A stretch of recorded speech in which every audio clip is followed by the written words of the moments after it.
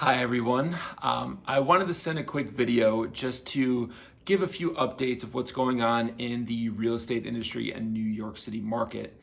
Been getting a lot of questions around what's happening, but before I get to that, first and foremost, I do hope that this message finds you well, that you're staying healthy and active. I know I'm here in Hell's Kitchen, living with my girlfriend and our two dogs, and our day has been filled with not just work, but exercise, cooking, cleaning, taking dogs for the walk, and doing whatever we can to keep busy.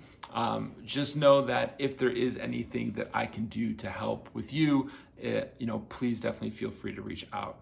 The biggest thing that I've been doing in reality is speaking to people and speaking to everybody that I possibly can to know really what's going on, especially in the real estate market.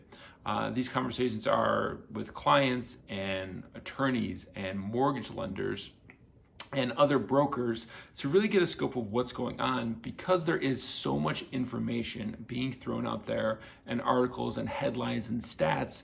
It begs the question, what's actually happening? Now, before I get to this, first thing I want to point out is it's very specific to the individual. This is not a broad brush for everybody, but I wanted to give an overview of what exactly I'm seeing in the general market. So here I want to cover three different segments, if you will. The first is activity. The second is what's going on with current transactions. And last, and certainly not least, probably the million-dollar question or multi-million-dollar question is, will prices drop? If so, by how much?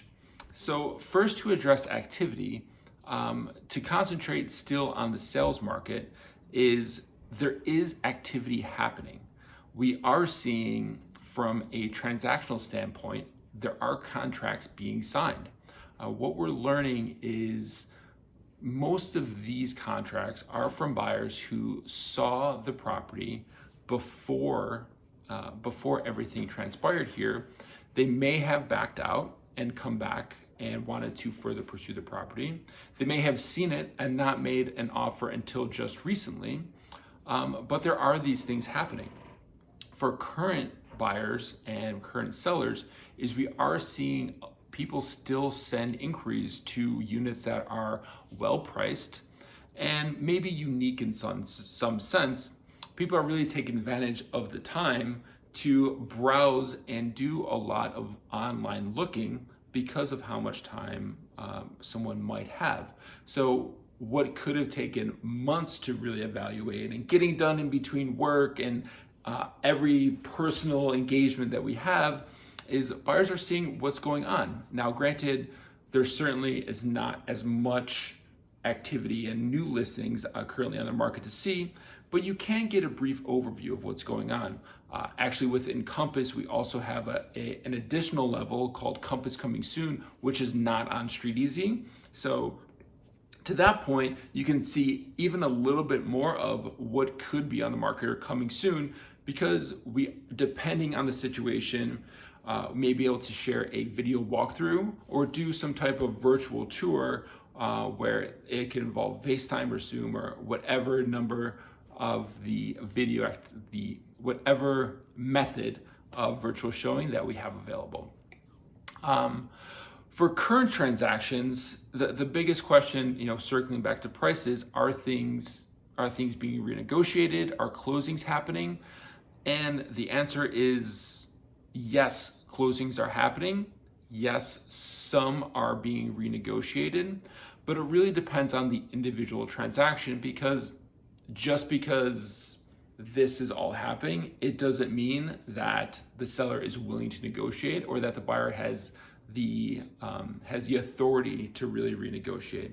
But at the end of the day, when you have two equal parties that want to move forward and go on with the biggest thing, which is closing and securing the new home for the buyer, is within reason, you may be able to have that conversation with sellers, but sellers know that you may not need to.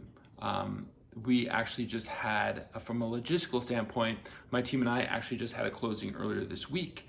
The attorneys that really acted as a team along with the lenders to be very proactive to make sure that all the proper documents were signed, all the logistics were set up so that it can happen virtually.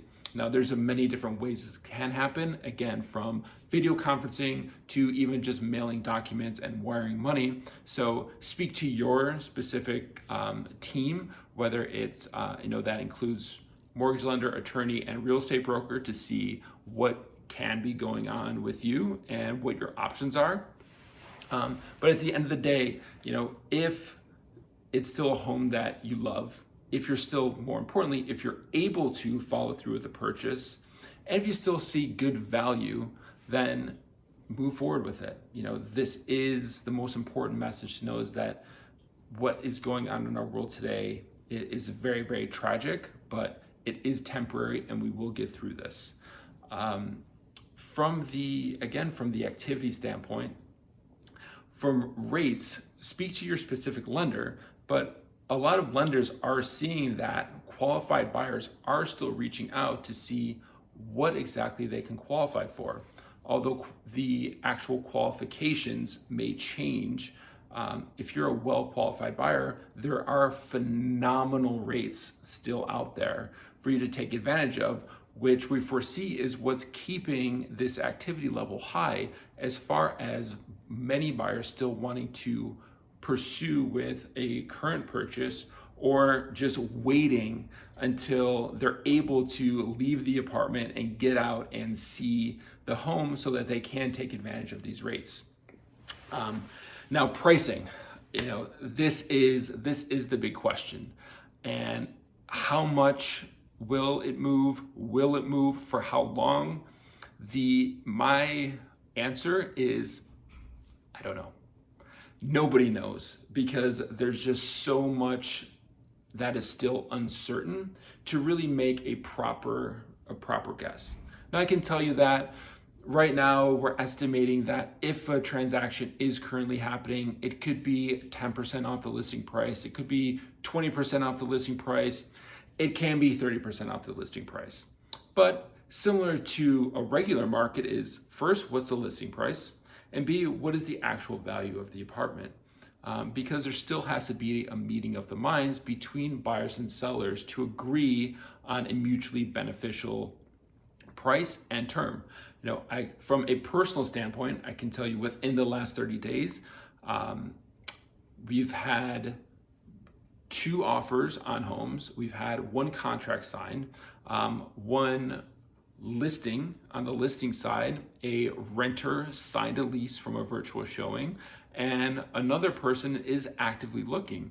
Because this does vary so much by a personal circumstance, there could be a whole myriad of things happening that would drive the decision to still be active in the current market. And on the other side, it's, can you be prepared to move forward once you are able to? So the pricing conversation is a TBD. I would agree that there will most likely be some sort of adjustment, especially once we are just starting to return to normal and buyers have to gain confidence to actually move forward with a real estate transaction. I do foresee some type of discount expected. My personal opinion is that the world is not going to end and the market will crash. That's, again, my personal opinion. We can definitely have that conversation. But what I would encourage you to do is reach out to your trusted real estate professional, reach out to your lender, ask your friends, your family about what's going on, and then make the determination of what is best for you. On the LitFact team, we always have the question is, what is your outcome? If your outcome as a seller is to get top dollar, it's not a good time to go forward with that. But there could be other options for you. If your outcome as a buyer is to get 50% off of a purchase price, most likely that's not going to happen. But if the outcome is to secure a great rate, get a great investment value because the market was so busy before this happened, maybe you do get a little bit of a discount versus what you may have paid 3 to 6 months ago. So I would strongly encourage you that if you do have any questions, please feel free to reach out. It's not best for everybody to move forward with buying or selling a home at this time. But if that is something that's still of interest, I would love to connect. As always, be well. If you do need anything, again, to reiterate, we are here first as humans, and I would love to speak and just catch up. I hope you have a nice weekend. Stay healthy, stay active, and I look forward to speaking soon.